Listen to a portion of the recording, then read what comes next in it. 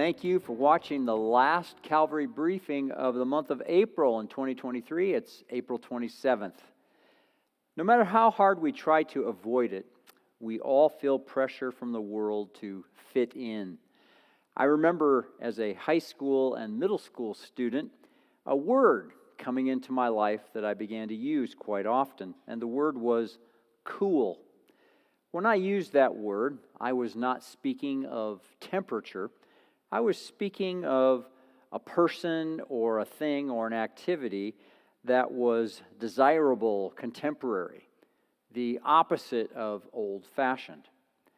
And for many years of my life, I brought that word cool into everything I did. I brought it into church. I brought it into my faith. I wanted a cool Bible. I wanted the church to sing cool songs. I wanted the church to look cool. And that desire seemed to be a good one. If the church was cool, wouldn't that mean that more people would want to come? Wouldn't it mean that younger people would be attracted?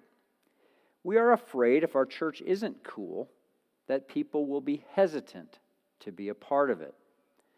There are many churches, some in our area, who have been established and planted around this idea of being cool. I received a flyer advertising a church not a mile away from us recently, and on the front of the flyer it said, "Not your grandmother's church." The idea is that your grandmother's church isn't cool. Brett McCracken writes many articles for the Gospel Coalition. And recently an article was released that he wrote entitled, "In Praise of the Boring, Uncool Church." And the article begins with a quote from the New York Times. The New York Times says this about an organization that many Christians in America know about called Hillsong. And the article starts with this headline, "Hillsong, once a leader of Christian cool, loses footing in America." McCracken says, if you prioritize short-term trendiness, your ministry impact will likely be short-lived. If you care too much about being relatable and attractable to the fickle tastes of any given generation or cultural context, the transcendence of Christianity and the prophetic power of the gospel will be shrunk and shaped to the contours of this mood in history. A few years back, one of the coolest churches in America by the name of Mars Hill in Seattle simply ceased to exist. Many Christians have listened to a podcast that chronicles the history of this demise of this great, cool church. McCracken gives some lessons that I think are helpful for us to listen to as well, as he thinks about this issue of cool and the church and our faith. Lesson number 1, relevance is no substitute for reverence and may indeed compromise it.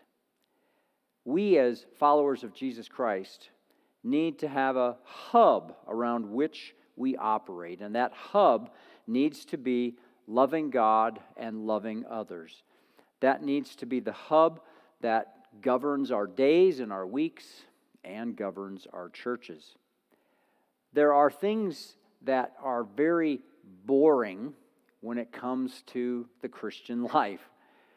Obedience, commitment, spiritual disciplines day after day, and yet it is through these boring activities that God grows us up. A second lesson, short-term success most often leads to long-term failure.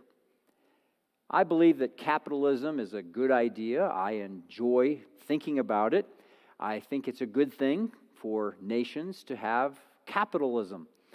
But our world is driven by market-driven capitalism, which says bigger is always better and the audience is king. In the world that we live in, many people, driven by market-driven capitalism, plant churches. Bigger is better, the audience is king, and some of these churches have a very strong online presence that shows many, many people, 20-somethings, 30-somethings, that are worshiping and having a great time. And yet, McCracken said it's odd that in the world that we live in, there are these strange things that happen online on Facebook called deconstruction, where many 20-somethings deconstruct their faith.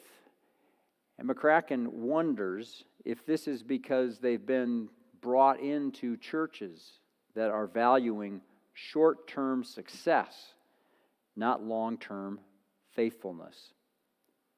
A third lesson is that faithful trumps cool. He says, look for these qualities in a church: integrity and history, passion for Jesus and God's Word, and pursuing holiness.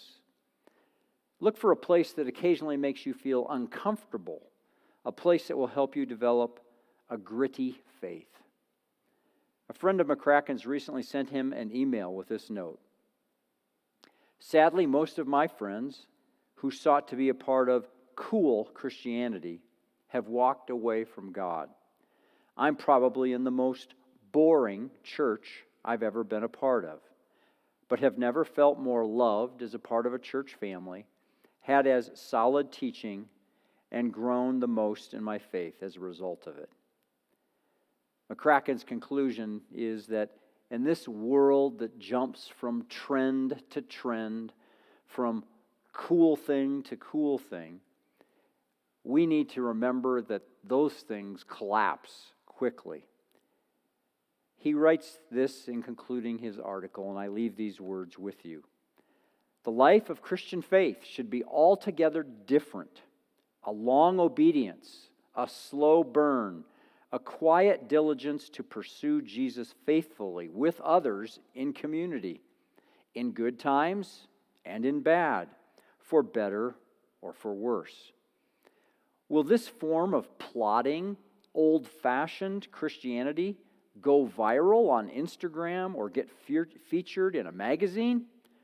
Probably not, but it will actually grow Christians to Christian maturity and help them run a long, steady, and fruitful race, as it has for countless saints over 2,000 years. I pray that we will be counted among them.